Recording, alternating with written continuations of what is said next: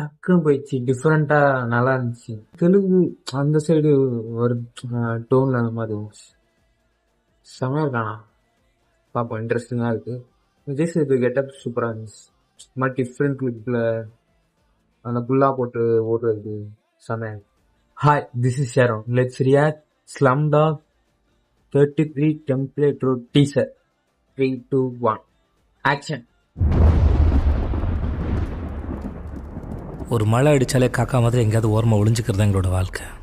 அப்படிப்பட்ட எங்கள் வாழ்க்கையை யாராவது நசுக்குனா நான் எப்படி சும்மா இருப்பேன்?